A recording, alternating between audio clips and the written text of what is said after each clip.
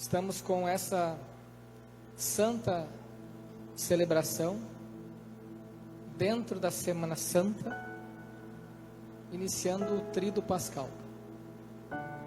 Já queria dizer para você que é muito importante você vir amanhã, 3 da tarde, vir sábado às 20 horas. Existe nessas 3 celebrações uma unidade. Vocês vão observar hoje que a missa não vai terminar, não vai ter bênção final. O diácono não vai despedir o povo hoje, porque a gente vai continuar amanhã. Amanhã também não vai ter bênção final, porque vai continuar sábado. E sábado nós vamos exultar de alegria, porque o Senhor ressuscitou. Mas para chegar à ressurreição, antes tem a cruz. Hoje ainda não estamos meditando sobre a cruz, sobre a paixão. Mas hoje, quinta-feira santa, a gente medita 3 realidades, que é o que eu quero meditar com vocês nessa homilia. 2 sacramentos foram instituídos por Jesus na quinta-feira santa. A Eucaristia, que é o principal sacramento, e também a ordem, o sacerdote que tem o poder, que pelas palavras de Jesus, fazer com que aquele pão se torne o corpo de Jesus, que aquele vinho se torne o sangue de Jesus. É pelas mãos do sacerdote. Hoje é dia do sacerdote, dia de rezar pelos sacerdotes. É dia de nós nos dar conta da grandeza que é a Eucaristia. Eucaristia, sacerdócio, e o terceiro ponto qual é? Caridade. Depois da homilia a gente vai fazer aqui o gesto que Jesus fez, está no Evangelho, lavar os pés dos discípulos, um gesto profundo de caridade. Muito bem, eu queria perguntar para você nessa introdução ainda dessa homilia, o que você faria se você descobrisse um tesouro, ou melhor, se você soubesse que existe um tesouro, você ainda não sabe onde está, tem algumas pistas, o que você faria? Se aqui em Santana você ouvisse uma notícia por aí, tem um tesouro enterrado em Santana da Boa Vista, o que você faria? Uma panela cheia de dinheiro. Histórias antigas, né? Meus queridos, nós temos um tesouro sagrado, podemos dizer escondido, porque muitos ainda não acharam, não encontraram. Esse tesouro chama-se Jesus. E Jesus, ele está escondido na Eucaristia, naquele pedacinho de pão que você recebe, que você comunga. Ali está Jesus, presente em corpo, sangue, alma e divindade. É um tesouro. Quem encontrou esse tesouro, encontrou tudo. Às vezes, infelizmente, a gente recebe a Eucaristia sem se dar conta do que é. Ah, todos estão indo, é um pãozinho. Não é, gente, é Jesus. É sagrado. É por isso que a gente, quando entra na igreja, a gente se ajoelha. Hoje, claro, Jesus não está aqui no sacrário, ele vai estar daqui a pouco. A missa de hoje está prevista ela iniciar sem a presença da Eucaristia no sacrário. O sacrário está vazio, mas daqui a pouco ele vai estar presente aqui. Quando a gente entra na igreja, aquela luzinha está acesa, agora ela está apagada. Se tivesse acesa, a gente faz a genuflexão, a gente se ajoelha, porque ele é Deus, ele está presente na Eucaristia. Somente nós, cristãos católicos, cremos na presença real de Jesus na Eucaristia. A gente se dobra o joelho diante dele, a gente recebe sabendo que a gente é indigno. Todos nós somos indignos, nós infelizmente erramos, somos pecadores, mas Jesus é santíssimo e ele quer nos dar em alimento, nos dá pela Eucaristia. Então, como é que ele instituiu mesmo esse sacramento? ele pegou os seus 12 apóstolos. Observe que apóstolo não é o mesmo que discípulo. Discípulo era uma multidão muito grande. A gente vê uma outra passagem que Jesus, ele enviou 72 discípulos em missão. Os apóstolos são apenas 12. A esses 12, então ele celebrou a última ceia, numa quinta-feira santa. 12 homens. O que ele fez mesmo? Claro, depois nós vamos entrar no lava-pé. Mas a parte central, ele pegou o pão e disse: isto é o meu corpo, que será dado por vós. Ele pega o vinho no cálice e vai dizer: isto é o meu sangue, que será derramado por vós. Fulton Sheen, venerável Fulton Sheen, vai ser beatificado em setembro desse ano nos Estados Unidos. Ele dizia assim, tem um vídeo na internet que fala isso: quando a gente come uma maçã, aquela maçã, ela se transforma na gente. A gente é maior do que a maçã. A maçã deixa de existir e passa a ser nós. Qualquer coisa que a gente come, mas a maçã, ele fala no vídeo. Agora, quando você recebe a Eucaristia, acontece o contrário. Você recebe a Eucaristia e você se torna um novo Cristo. Por quê? Porque Cristo é maior do que você. O maior não engole o menor? Jesus é infinitamente maior do que todos nós juntos. Quando comungamos, nos tornamos um outro Cristo. Claro, não somos deuses, não vamos salvar o mundo como Jesus, mas entenda, você vai participar. Como é que nós cantamos no Salmo? O cálice por nós abençoado é a nossa comunhão com o sangue do Senhor. E pela Eucaristia que nós nos tornamos participantes, a gente se torna, entre aspas, um outro Cristo, não é? Então veja, Jesus instituiu a Eucaristia por meio daqueles 12 homens, pecadores, um deles traidor, Judas, um outro que o negou 3 vezes, Pedro, homens imperfeitos, como também são imperfeitos os padres.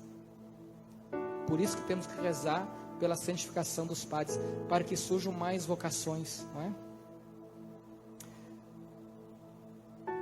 Ainda falando sobre Fulton Sheen, ele fala também num outro livro, que ele fala sobre a Eucaristia. Eu já citei aqui algumas vezes na missa aqui, mas talvez alguns não escutaram. Quando Jesus, ele institui a Eucaristia, quando ele celebra a última ceia, ele faz apenas um pedido para os seus 12 apóstolos. E claro, isso se estende a todos nós, não apenas aos apóstolos, aos padres, mas é a toda a igreja. Ele vai dizer assim, ó, Jesus na última ceia não pediu para escrever livros sobre ele, e foi escrito muita coisa já sobre ele, o Novo Testamento todo, e quanta literatura já sobre Jesus, mas Jesus não pediu para escrever nada sobre ele. Jesus também não pediu que nós procurasse resolver o problema do mundo da pobreza, acabar com a pobreza. Ele não pediu isso também. O que ele pediu na última ceia? Fazer isso em minha memória. Cada vez que o padre celebra a Eucaristia, ele está fazendo memória da cruz, da última ceia. A Eucaristia, gente, na Eucaristia a gente faz memória, a gente atualiza, a gente presentifica a presença de Jesus em nós. Cada vez que você vem à missa, você está respondendo esse pedido de Jesus: faça memória de mim. Cada vez que você vem na missa, o único pedido que Jesus fez, não é? Fulton Sheen disso. Foi pela Eucaristia que Jesus encontrou um meio de permanecer conosco até o fim dos tempos. Ele está conosco. Por isso que é bonito quando a gente passa na frente da igreja, às vezes não se dá conta, a gente está na praça, passa de carro, a gente fazer o sinal da cruz. Tão bonito isso. A gente vai perdendo às vezes, né, os hábitos. Passar na frente da casa de Deus, tirar o chapéu. É um local sagrado. Aqui está Jesus. Ele morreu por mim, para minha salvação, né? A gente, quando entrar na igreja, como disse, fazer a nossa reverência, não é? É a casa de Deus. Cada vez então que a gente vem à missa, a gente está obedecendo esse único pedido de Jesus. Certa vez perguntaram ao Papa São Paulo VI: para que serve a igreja? Para que serve a evangelização? Alguém questionou o Papa. E ele respondeu assim: a evangelização é para instaurar a igreja. E a igreja se instaura levando as pessoas à Eucaristia. A evangelização é para instaurar a igreja. E a igreja se instaura levando as pessoas à Eucaristia. A missão da igreja é levar as pessoas até Jesus, até a Eucaristia. É a minha missão como padre, levar vocês até a Eucaristia. Não é só fazer a primeira Eucaristia e depois abandonar a igreja, é continuar, não é? Continuar vindo à Santa Missa, né? Aqui a gente está fazendo memória de Jesus, desse sacramento sagrado. São José Maria Escrivá, um outro santo, ele diz que Jesus ficou na Eucaristia por amor a ti. Ficou para que o recebas, para que o visites e lhe contes as tuas coisas. E chegando ao trato íntimo na oração, junto do sacrário e na recepção do sacramento, te namores mais de dia para dia e faças que outras almas, muitas, sigam o mesmo caminho. Vir à Santa Missa, vir à igreja, se enamorar por Cristo, para que lá fora a gente possa também fazer outros cristãos com o nosso testemunho. Não é só com palavras que a gente vai trazer gente, às vezes palavras podem até espantar. É com testemunho, é com alegria, é com amor, é com gesto de caridade. Já vou entrar no tema do lava-pé, já estamos chegando lá. Jesus vem a nós pela Eucaristia, pelas mãos do sacerdote. O sacerdote tem o poder de fazer Cristo descer à terra. Poder aqui, entenda, meus queridos, como serviço. Eu não sou melhor do que ninguém. Sou pior do que muitos, eu sei. Talvez pior do que todos vocês juntos. Mas Deus alcança a gente na nossa miséria. Mas eu, como padre, tenho sim o poder de celebrar a Eucaristia. Só o padre pode. Ouvir confissão, dar o perdão. Ungir o enfermo. Somente o padre tem esse poder. Poder é serviço. Quando a gente acha que poder é para a gente mandar, para a gente dominar, para a gente colocar nossas ideias e fazer do nosso jeito, isso não é de Jesus. Claro, existe também o poder do pai na família, do governante, tá? Isso aí também existe, mas mesmo numa família, mesmo no Estado, o poder, se não é visto como serviço, ele oprime, ele perverte. Poder é serviço. Então, nós entramos nesse tema, meus irmãos, da caridade, do lavar os pés uns dos outros. Para fazer parte com Cristo é preciso deixar que Ele lave os nossos pés. Eu lembro de um professor de teologia que ele dizia assim: os olhos vê, os pés leva e as mãos pega. Por que Jesus lavou os pés e não lavou os olhos dos discípulos, dos apóstolos? Os olhos vê, os pés levam, a mão pega. Não é do meu professor, é uma interpretação minha que eu vou dar, tá? Os olhos, gente, a gente vê tudo. A gente vê o que presta e o que não presta. E não tem como a gente fechar os nossos olhos e não ver o que não presta. A gente vê. A gente está navegando na internet e vê uma imagem feia, né? A gente pode ficar ali fixo olhando, ou a gente pode já sair daquela página. Os olhos veem. Os pés levam. Os olhos aqui entendam. Os olhos, gente, é como se fosse aquilo que... as possibilidades do mundo, que a gente pode fazer escolha. É os pés que vão nos levar às escolhas. O lavar os pés significa assim, que Jesus ele quer purificar o nosso caminhar, que a gente não vá para caminhos tortuosos, caminhos que nos levem à perdição, ao pecado. Porque nós vamos continuar com desejo, nós vamos continuar com o nosso coração, às vezes, com tendências. E não tem como a gente, muitas vezes, lidar com isso. O meu pecado está sempre à minha volta, lá no Salmo 50. Agora, os meus pés não podem me levar até aquele lugar lá, eu vou me dar mal, não é? Jesus, então, Ele nos deixou um tesouro disponível a nós, que é a Eucaristia, que vem pelas mãos do sacerdote. Queria agora entrar um pouquinho no tema do sacerdote, novamente. É pelas mãos do sacerdote que Jesus desce à terra. Hoje, como disse, é dia de rezar pelos padres, pelos bispos, pelas vocações sacerdotais. Tem jovens aqui? Tem, né? Tem jovens nos acompanhando por aí, rede social. Meninos, já pensou em ser padre? Ah, nunca pensei. E se Jesus está te chamando a ser padre?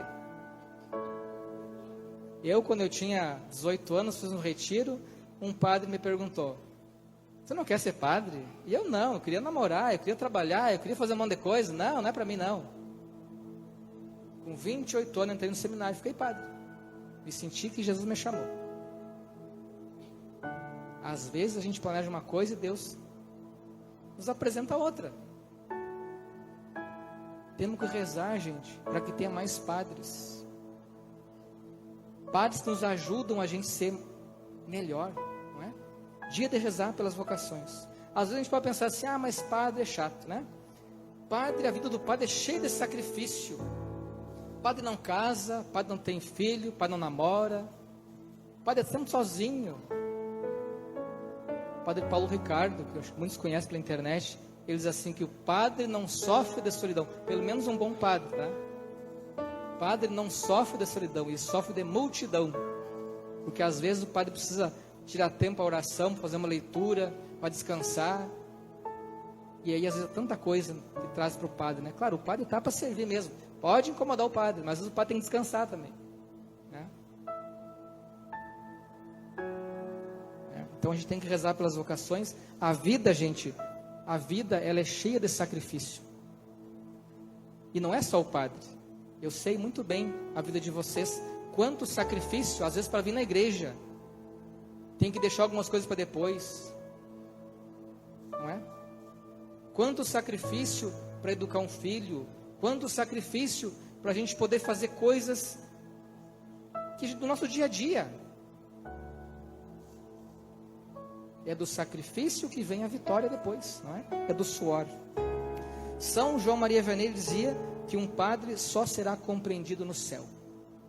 Então rezemos pelas vocações, nos demos conta da preciosidade que nós temos pelas mãos do padre, que é a Eucaristia, que é também o perdão dos nossos pecados. Não é?